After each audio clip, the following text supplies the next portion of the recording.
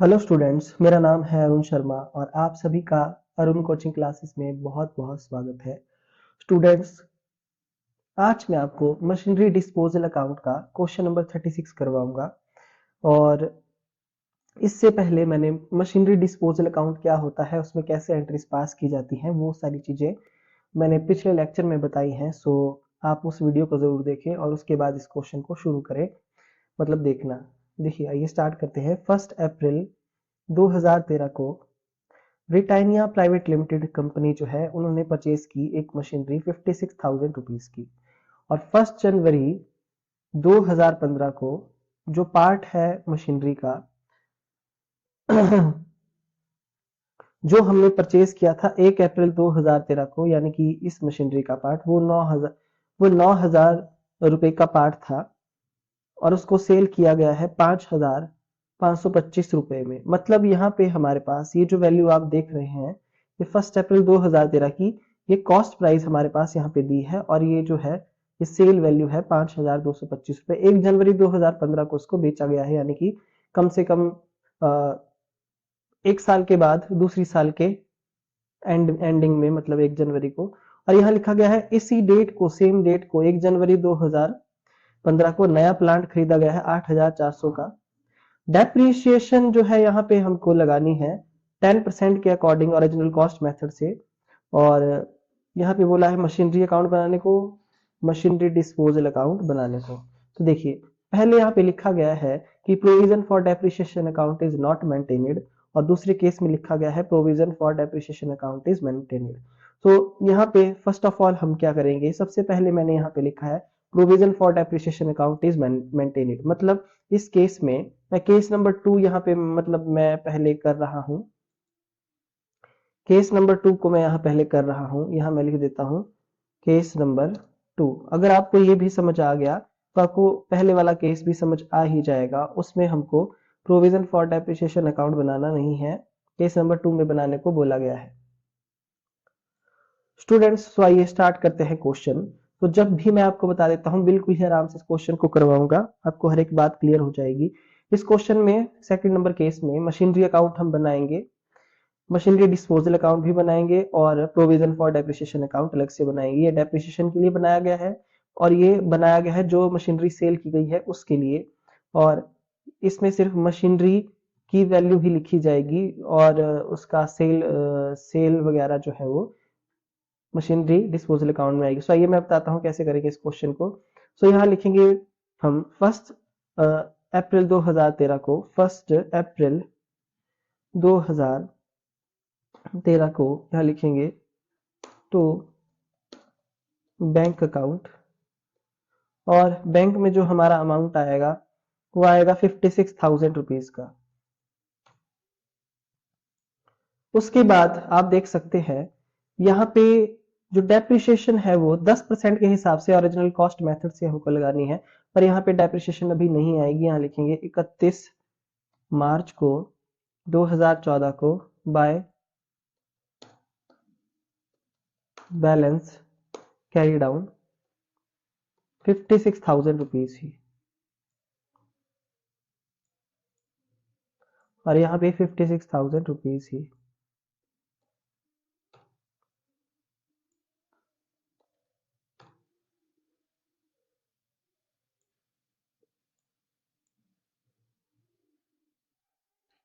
उसके बाद यहाँ पे हम 1 अप्रैल 14 को यहाँ लिखेंगे to balance brought down, not carry down, brought down लिखेंगे स्टूडेंट्स हम यहाँ कितना, 56,000 रुपए। और उसके बाद यहाँ पे बताया गया है, देखिए कि 1 जनवरी 2015 को प्लांट को सेल भी किया गया है और परचेज भी किया गया है। सेल किया गया है 9,000 में, सॉरी, सेल किया गया है 5,525 रुपए में, जिसकी ओरिजिनल कॉस्ट है 9,000 और 8,400 का खरीदा भी गया है 1 जनवरी 2015 को। तो अप्रैल से लेके यहाँ पे देखिए, यहाँ मैं अगर लिख दूं 31 मार्च 2015, तो इसी ईयर को ही, मतलब इसी ईयर में ही मतलब खरीदा गया है। तो 1 जनवरी 2015 को हम यहाँ लिखेंगे पहले टू बैंक अकाउंट, ये नया जो खरीदा गया है प्लांट वो, तो उसकी कॉस्ट है हमारे पास 8,400 रुपये। यहाँ पे हमारे पास दिया गया है, मैं आपको दिखा देता हूँ। ये लिखा गया है 8,400, ये परचेज किया है 1 जनवरी को 2015 को।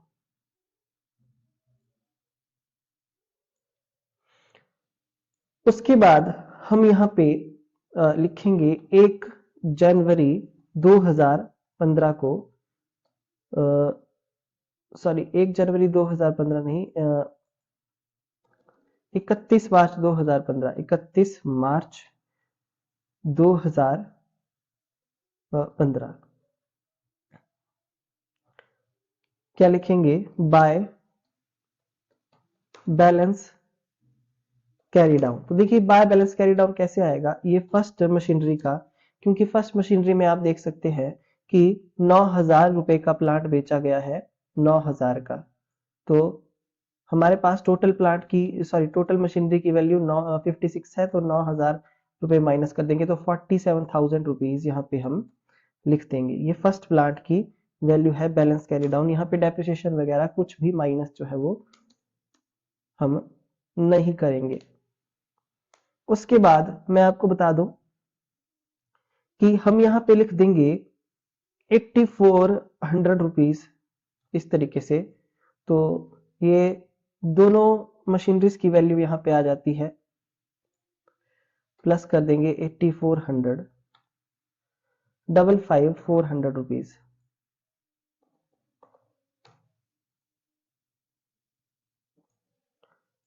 सो 5,500 रुपीज मैंने यहाँ पे लिख दिया है।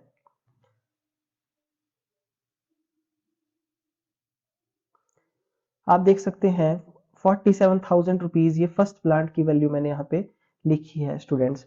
तो मैंने ऐसा क्यों किया, क्योंकि हमारे पास 9,000 का जो प्लांट था वो सेल किया जा चुका है ना, 31 मार्च 2015 को। पर यहाँ पे जो हम यहाँ पे 1 जनवरी 2015 को लिखेंगे बाय मशीनरी डिस्पोजल अकाउंट। सो ये मैं लिखना भूल गया। सो ये स्टूडेंट्स 9,000 का अमाउंट है, ये मशीनरी की ओरिजिनल कॉस्ट है ना। तो हम यहाँ लिख देंगे कॉस्ट ऑफ मशीनरी सोल्ड। देखिए जो भी मशीनरी हम सेल करेंगे उस मशीनरी की कॉस्ट को हम कहाँ ट्रांसफर करेंगे, उस मशीनरी की कॉस्ट को हम ट्रांसफर करेंगे मशीनरी डिस्पोजल अकाउंट में, इसलिए हमने 9,000 रुपए यहाँ पे लिखा। सो अब मैं टोटल कर दूंगा, अब मैं बोथ साइड का टोटल करूंगा तो आप देख सकते हैं कि वो इक्वल आएगा। सो हमारी डेबिट और क्रेडिट साइड जो है बराबर आ रही है। सो 31 मार्च 2015 तक ही हमको देखिए क्वेश्चन करना है।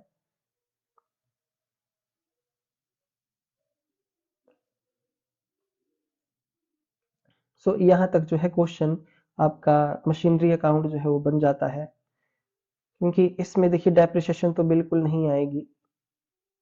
और साथ में क्योंकि जब हम मशीनरी डिस्पोजल अकाउंट क्रिएट कर रहे हैं स्टूडेंट्स, तो सेल जो मशीनरी बेची गई है उसकी डेप्रिसिएशन और उसकी सेल वैल्यू, उसका प्रॉफिट लॉस, सब कुछ किस अकाउंट में आएगा, मशीनरी डिस्पोजल अकाउंट में।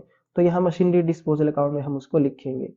सो मैं आपको बता दूं कि ये हमारा मशीनरी अकाउंट का बैलेंस है केस नंबर 2 का। आप देख सकते हैं जहां मैं माउस चला रहा हूं, 5,500 रुपीज, यहाँ पे कितना है 5,500 रुपीज। तो ये हमारा मतलब मशीनरी अकाउंट का बैलेंस है ना। उसके बाद अब मशीनरी डिस्पोजल अकाउंट में हम यहाँ लिखेंगे डेबिट साइड में 1 जनवरी 2015 को, 1 जनवरी 2015 देखिए हमने यहाँ लिखा है 9,000 रुपए बाय मशीनरी डिस्पोजल अकाउंट, यहाँ लिखेंगे टू मशीनरी अकाउंट, और कितना अमाउंट आएगा यहाँ पे 9,000 रुपए। 9,000 रुपए हम यहाँ पे लिखेंगे। सो आप देख सकते हैं सो स्टूडेंट्स, अब हम इस मशीनरी को सेल भी कर रहे हैं। देखिए ये जो मशीनरी अकाउंट मैंने यहाँ पे लिखा है, ये मैंने क्या लिखा है, ये कॉस्ट ऑफ मशीनरी सोल्ड, ये कॉस्ट है मशीनरी की। जो मशीनरी हम बेच रहे हैं ये उसकी कॉस्ट है 9,000 रुपए।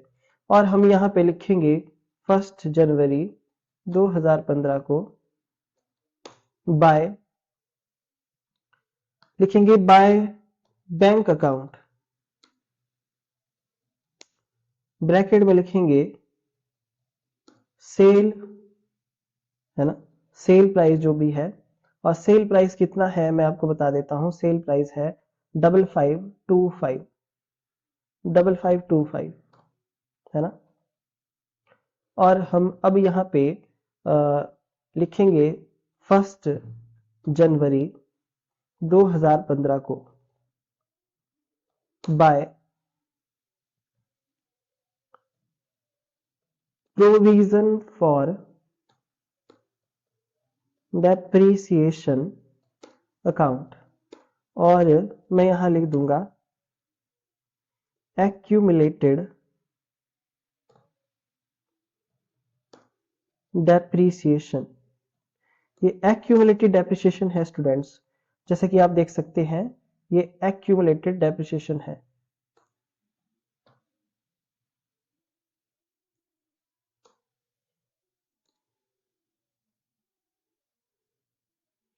और ये टोटल डेप्रिसिएशन है।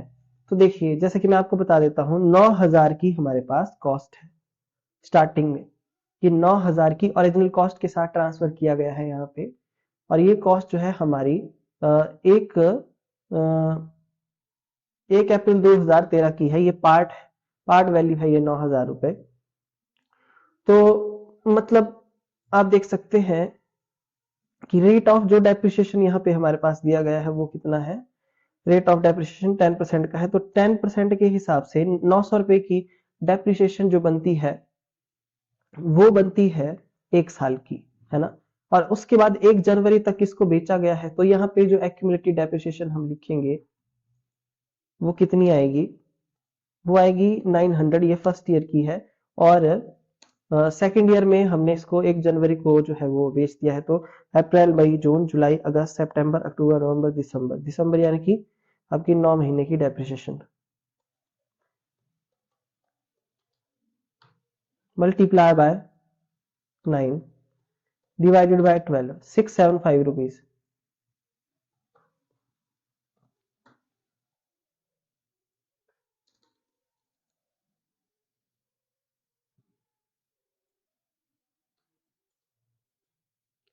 ₹1575, 1575 रुपीज। देखिए ये एक्यूमुलेटेड डेप्रिसिएशन मैंने यहाँ पे लिख दी है मशीनरी डिस्पोजल अकाउंट में, है ना।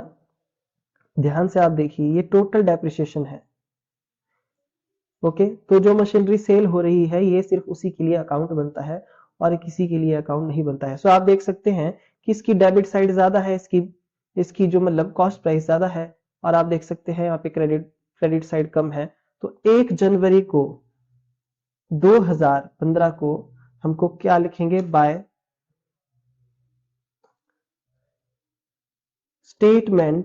Statement of profit and loss account, ये कंपनी है हमारी। ब्रैकेट में लिखेंगे लॉस, जब देखिए डेबिट साइड ज्यादा आती है तो हम लिखते हैं ब्रैकेट में लॉस। तो यहां पे हम लिख देंगे प्लस करके 5525 माइनस करेंगे 9,000 रुपीज। सो 1,900 रुपए का जो है यहाँ पे ये मतलब लॉस आ रहा है। एक बार हम चेक कर लेते हैं कि लॉस कितना है।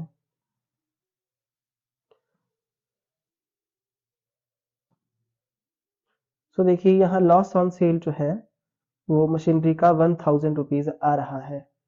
तो हो सकता है कहीं कैलकुलेशन करती बार जो है कुछ गड़बड़ हो। तो एक बार मैं फिर से चेक कर लेता हूं कि 1 जनवरी को हमने 9,000 की वैल्यू को ट्रांसफर किया है, जैसा कि आप देख सकते हैं यहाँ पे मशीनरी सोल्ड की है। तो स्टार्टिंग में जो इसकी 9,000 रुपए की कॉस्ट है 1 अप्रैल को यहाँ पे बताई गई है। देखिए 1 अप्रैल 2017 को ये 9,000 रुपये इसकी ये कॉस्ट प्राइस है। तो फर्स्ट ईयर में मार्च में जो है वो 900 रुपये आ गई हमारी, और उसके बाद इसको 1 जनवरी 2015 में सेल किया जा रहा है।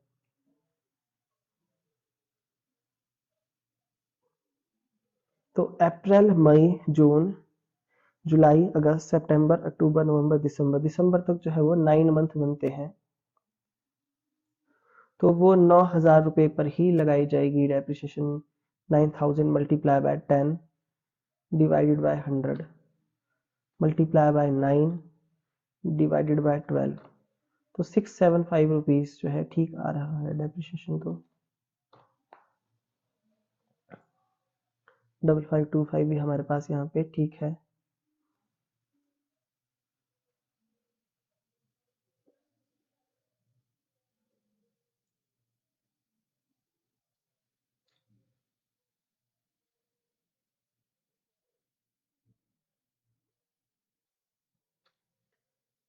सो 900 रुपये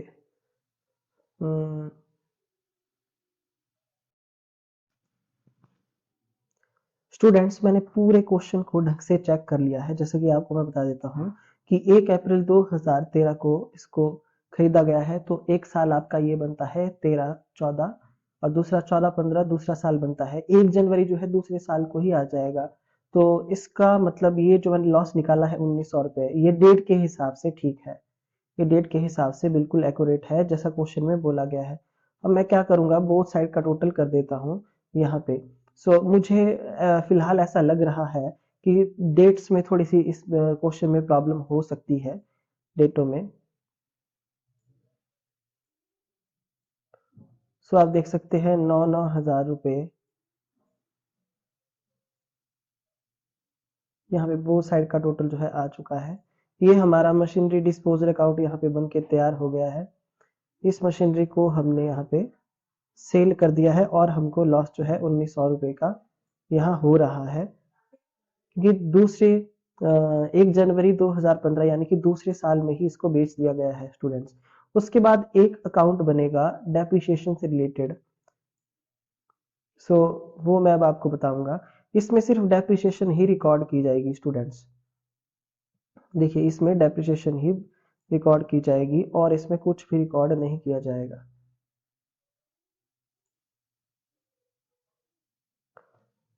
ध्यान से देखना कि मैं इसको कैसे बनाऊंगा। मैं यहाँ लिखूंगा प्रोविजन फॉर डेप्रिसिएशन अकाउंट, और मैं यहाँ लिख दूंगा 31 मार्च 2014। मैं यहाँ लिखूंगा बाय डेप्रिसिएशन अकाउंट। मैं यहाँ लिखूंगा बाय डेप्रिसिएशन अकाउंट। जैसा कि आप देख सकते हैं कि जो डेप्रिसिएशन मैं लगाऊंगा वो मैं लगाऊंगा यहाँ पे 56,000 रुपीज के ऊपर, और मल्टीप्लाई करूंगा 10/100 को।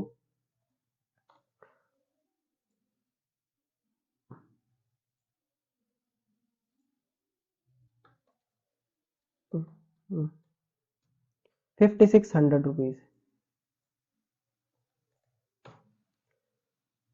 ठीक है। और मैं यहाँ पे 31 मार्च 14 को लिख दूंगा to balance carry down 5600 rupees.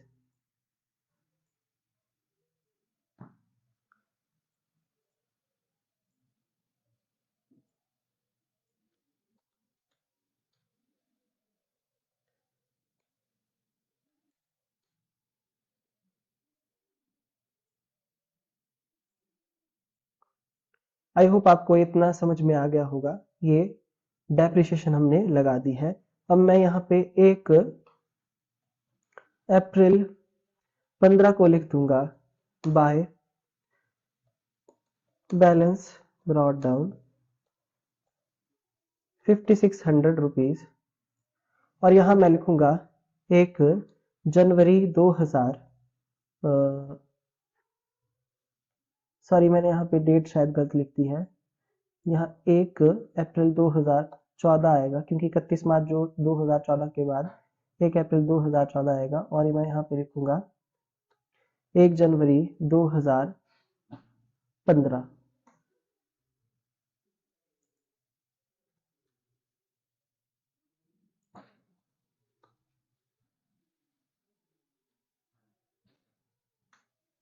इस तरीके से। और मैं यहाँ लिखूंगा बाय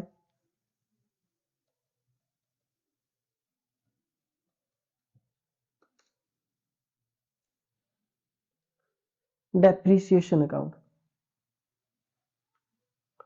तो ये जो डेप्रीसिएशन 1 जनवरी 2015 को मैं यहाँ देखिए लिख रहा हूं, स्टूडेंट्स आप देख सकते हैं ये कौन सी डेप्रीसिएशन है। ये इस प्लांट की है 9,000 रुपए की। इसको हमने बेचा है। यहाँ पे देखिए प्रोविजन फॉर डेप्रीसिएशन मैंने यहाँ पे देखिए पहले से लिखा है by provision for depreciation account accumulated depreciation यहाँ पे मैंने लिख दिया है। पर मैं यहाँ पे लिखूंगा बाय डेप्रीसिएशन अकाउंट। पहले मैं 1 जनवरी तक की डेप्रीसिएशन यहाँ पे कैलकुलेट करूंगा। तो ये कौन सी डेप्रीसिएशन आएगी स्टूडेंट्स? ये डेप्रीसिएशन आएगी, मैं आपको बता देता हूँ ये कौन सी डेप्रीसिएशन है। ये 9,000 तक रुपए की डेप्रीसिएशन है, 9,000। तो 10/100 करके देखिए, और मल्टीप्लाई करूंगा मैं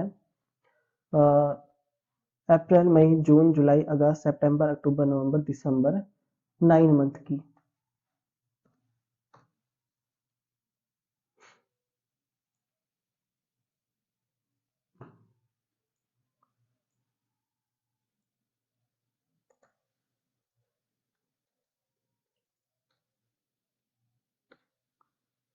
So 900 multiply by 9 divided by 12 675।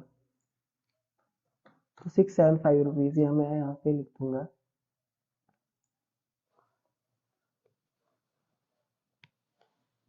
I hope आपको इतना समझ में आ गया होगा।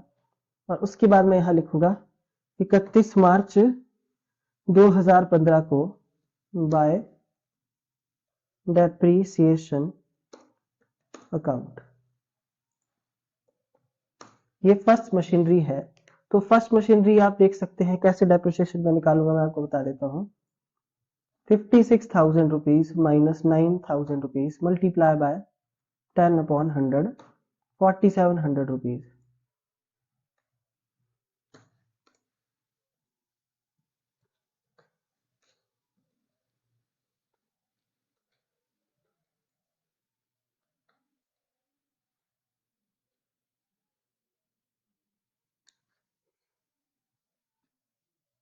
मल्टीप्लाई बाय 10/100 इस तरीके से।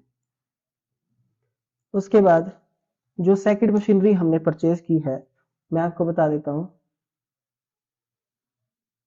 8400 रुपीज की परचेज की है।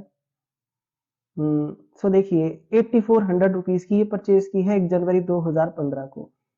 तो स्टूडेंट्स 1 जनवरी 2015 तक की जो डेप्रीशिएशन है 1 जनवरी 2015 की डेप्रीशिएशन वो लगेगी 31 मार्च तक 3 महीने की। तो मैं यहाँ कैलकुलेट कर लेता हूँ 8400 मल्टीप्लाई बाय 10/100 ये पूरे साल की डेप्रीशिएशन मल्टीप्लाई बाय 3/12 210 रुपए 210 रुपए ये मैं लिख देता हूँ यहाँ पे 8400 मल्टीप्लाई बाय 10/100 मल्टीप्लाई बाय 3/12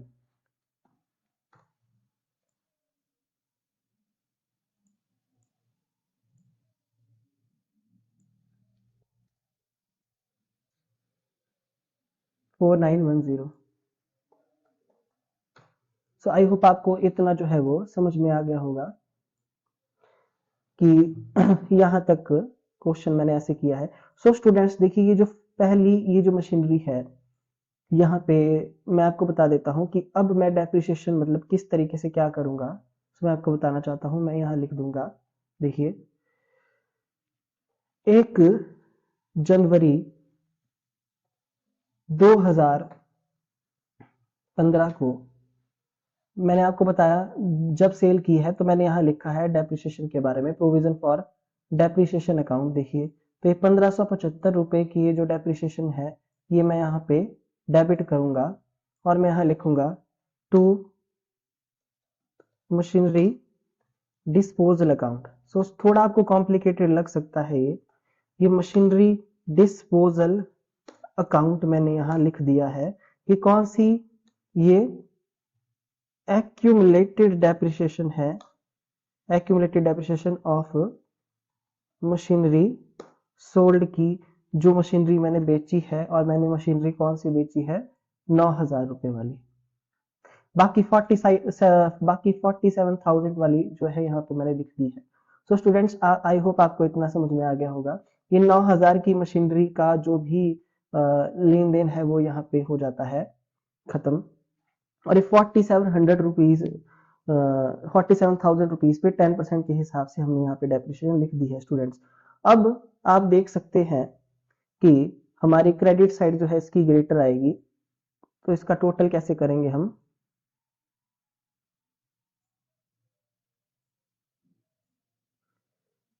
आप देख सकते हैं हम यहाँ लिखेंगे,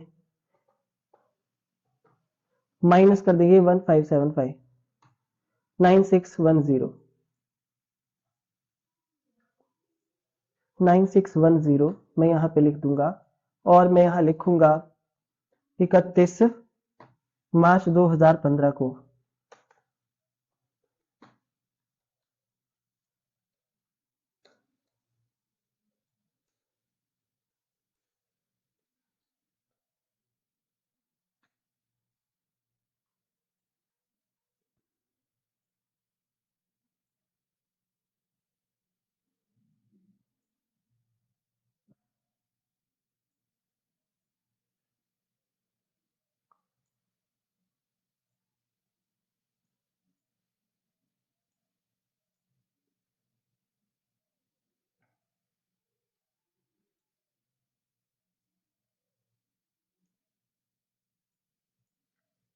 सो आई होप आपको इतना समझ में आ गया होगा। ये प्रोविजन फॉर डेप्रिसिएशन अकाउंट का बैलेंस है 9610। सो यहाँ पे 14,310 रुपये आ रहा है और हमारा आ रहा है 9610 रुपीज।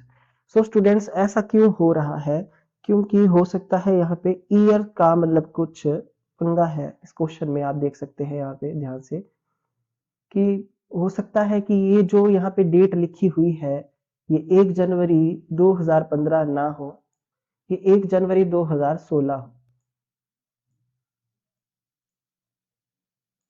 अगर ये 1 जनवरी 2016 होती तो शायद हमारा ये आंसर 14,310 रुपये आ जाता।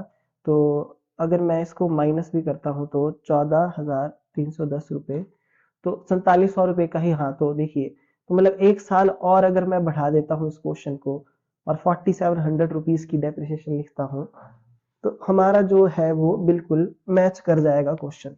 आई होप आपको इतना जो है वो समझ में आ गया होगा स्टूडेंट्स, कि मतलब जिस तरीके से यहाँ पे डेट वाइज लिखा गया है उस तरीके से हमारा आंसर ठीक है। तो ये हमारा आंसर है प्रोविजन फॉर डेप्रिसिएशन अकाउंट का, है ना। और ये लॉस आई है हमारी जिस हिसाब से डेट दी है 1 जनवरी 2015 की, उसके अकॉर्डिंग।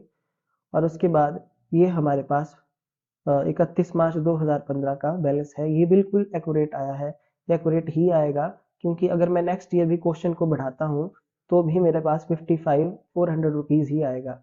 सो स्टूडेंट्स, ये इसका सेकंड पार्ट था। इसका फर्स्ट पार्ट मैं आपको नेक्स्ट वीडियो में करवाऊंगा। Thank you so much.